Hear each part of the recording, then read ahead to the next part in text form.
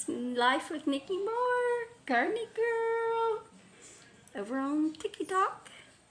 But anyway, I have been MIA lately. Had a lot going on. So I'm sorry I haven't been reading, but I'm back. Alright, so I think where we left off, we were on chapter 2, and BRIAR and Rose were going down the river, and one of them fell in the water.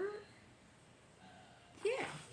So I'm going to start at the paragraph before, so it may overlap from the last video, but I'm going to read for about 10 minutes. The boy stares first at one girl and then the other, and the girls stare back, taking in the shock of yellow hair sticking straight up from his head in a fantastic cowlick and his big, sincere eyes. He looks behind him to see whom she is talking to, for none of the village children have ever spoken to him this way.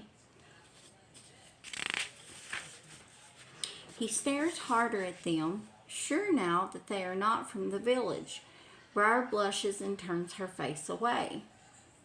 Always conscious of the reactions of strangers seeing her for the first time, but the boy says only, "You sure you're all right?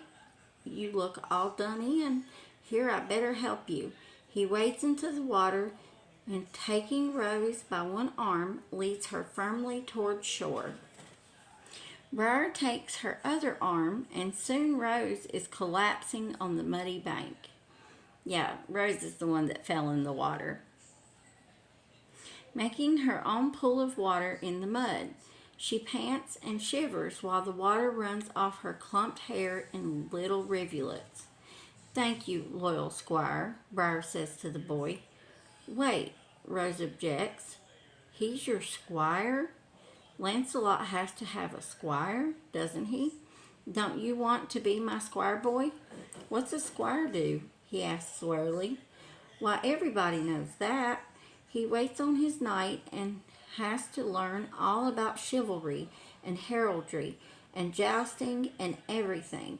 It is very unbecoming of you to ask." "I can't help it if I don't know nothing.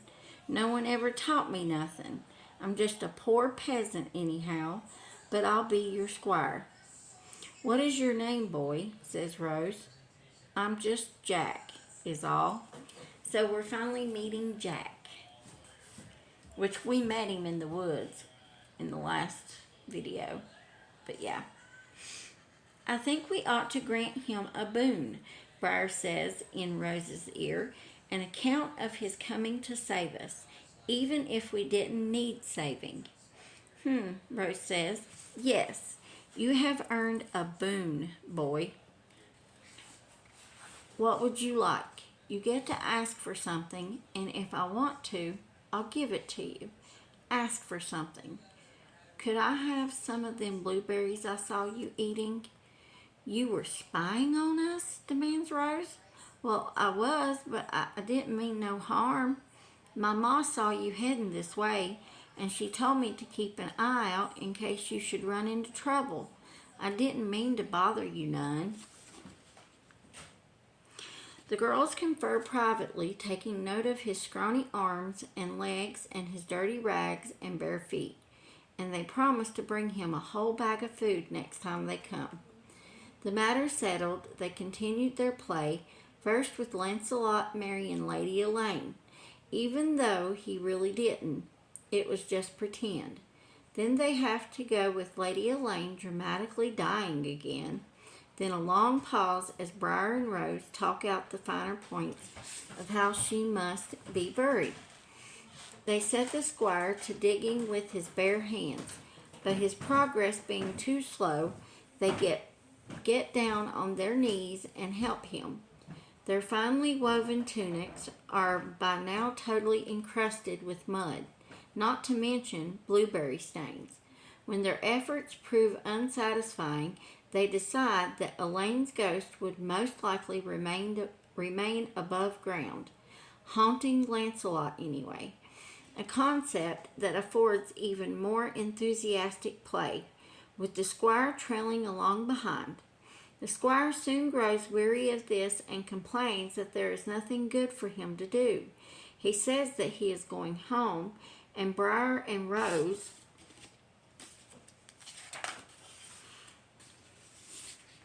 getting hungry, decide that they had better go home too. They bid Jack goodbye and trudged back through the village, their muddy skirts dragging. When they finally reach the drawbridge, the traffic has slowed, and as they enter the gatehouse, you hear Percy?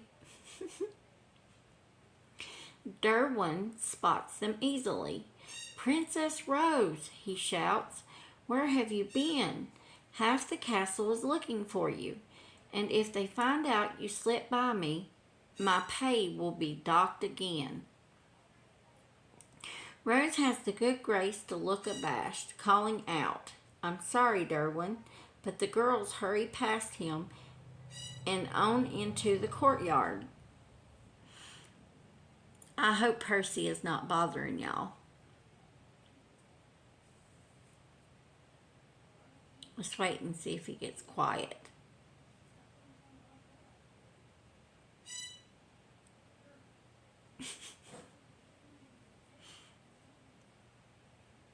You see why I'm upstairs? Because he's loud. But anyway, let's go back. Rose has the good grace to look abashed, calling out, "I'm sorry, Derwin," but the girls hurry past him and on into the courtyard. They try to stay in the shadows, knowing that they have reached the area of greatest peril. From here to their attic bedroom, the way is fraught with the danger of discovery, and they are both fearful of being caught in their present frightful state. They go as quiet as thieves, sticking close to the walls, listening for sounds of approach. They can hear Rose's name being called from several different directions, but are finally forced to take their chances going up the central stairway of the keep. On the second level, they must pass near the archway that leads to the chapel. They are tiptoeing along in their sodden shoes, making slight squishing sounds, when Bishop Simon emerges from the chapel door and blocks their way. "Princess Rose, oh my dear princess, what has happened to you? Why are you half drowned?" He looks at BRIAR with hellfire in his eyes, and pulling himself up to his full height, he rages, "What have you done?" I feel like when I look up at the camera, I'm looking at the wall behind me. We're about to reach 10 minutes. BRIAR stands speechless, staring stupidly as she tries to think of an answer that will deflect Bishop Simon's wrath. The girls have not prepared a story, placing all their hopes on returning undetected as they have often done before. As the clergyman grabs BRIAR by the collar and shakes her, she realizes that he is not waiting for an answer. The clergyman calls out, "Here! They're here! I found them!" several times, and people come running to see. Bishop Simon had spread the alarm early in the afternoon that the girls were missing, and had done his best to upset everyone as much as possible about their disappearance. Well, I think I'm going to start doing 2 a day and get it rolling again and get us back on track. So while I'm feeling good, I'm going to take advantage of it. So be looking for another one tomorrow and then tomorrow night. Have a good night. Bye.